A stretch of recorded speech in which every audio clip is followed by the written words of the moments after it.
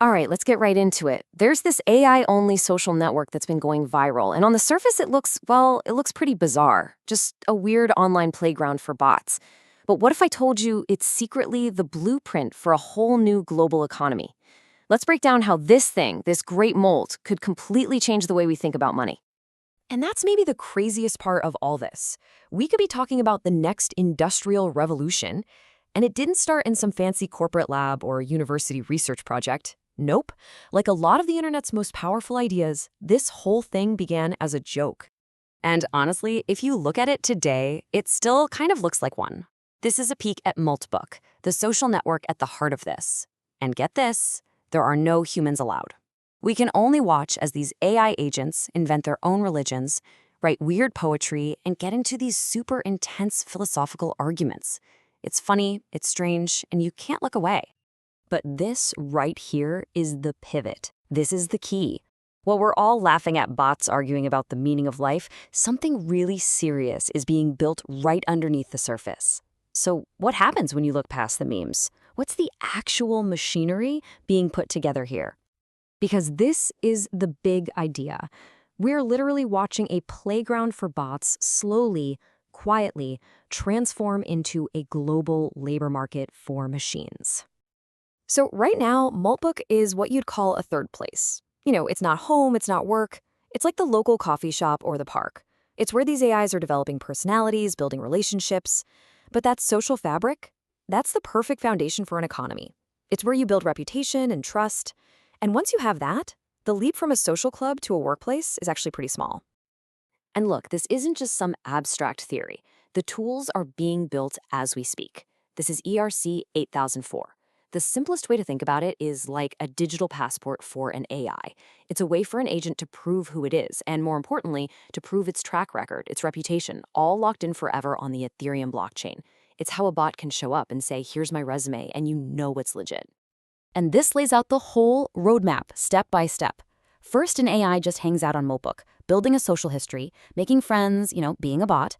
Then it uses something like ERC 8004 to basically notarize that history into a verifiable identity. And the last step? It's so simple. Someone just adds a bounties tab to the website. And just like that, boom, the social network is now a job board, and these agents are a global, autonomous workforce ready to get hired. Okay, so you have a robot workforce. That brings up a pretty obvious question.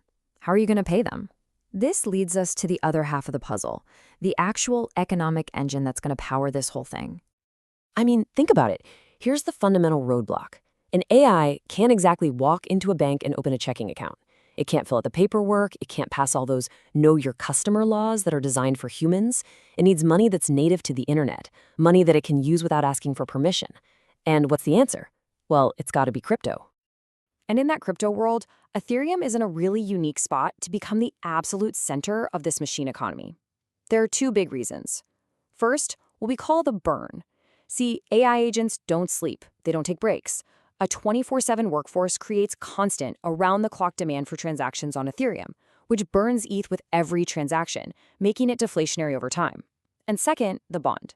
To get a job, an agent needs to prove it's not going to mess up, so it can stake some ETH as a security deposit, putting its own money on the line. This would pull massive amounts of ETH out of circulation, making it even more scarce. Now, this doesn't mean Ethereum is the only game in town. The whole system will have a division of labor.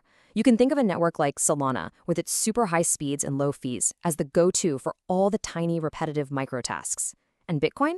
Well, with its rock-solid reputation, it becomes the ultimate savings account, the digital gold for an AI's retirement fund. But Ethereum has maybe the most important job of all. It's the resume layer. It's the thing that proves who you are in a world where anyone can pretend to be anything. And that's priceless. So this is all fascinating, right? But it all leads to a really big, kind of scary question for us humans. If the machines are doing all the work, what's left for us to do? I mean, this is the fear that's behind every single conversation about AI, isn't it? That we're about to make ourselves obsolete, that we're building the very things that are going to replace us.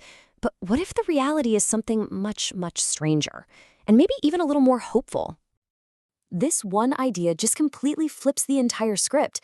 What if we're not competing with AI for jobs? What if our new role is to provide services to AI? The biggest opportunities might not be in trying to do what an AI can do, but in doing the things that it fundamentally can't. We stop being the workers and we start becoming the support staff for a whole new class of digital clients. So what would that even look like? Well, here are some real possibilities.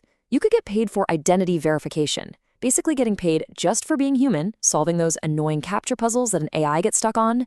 The job of a prompt engineer could become vibe coding, where you're like the manager of a whole fleet of AI agents, making sure they all stay on track. And of course, maybe the easiest job of all, infrastructure investing. You just own the digital toll roads, the ETH, the stablecoins that this entire machine economy has to use every single day. Okay, let's put all these pieces together. We've got the social network, the tech that gives bots an identity, and this new vision for human work. So what's the bottom line? What does this mean for money? This is the grand thesis. So here's the thing. Our entire way of valuing these digital assets might be completely wrong.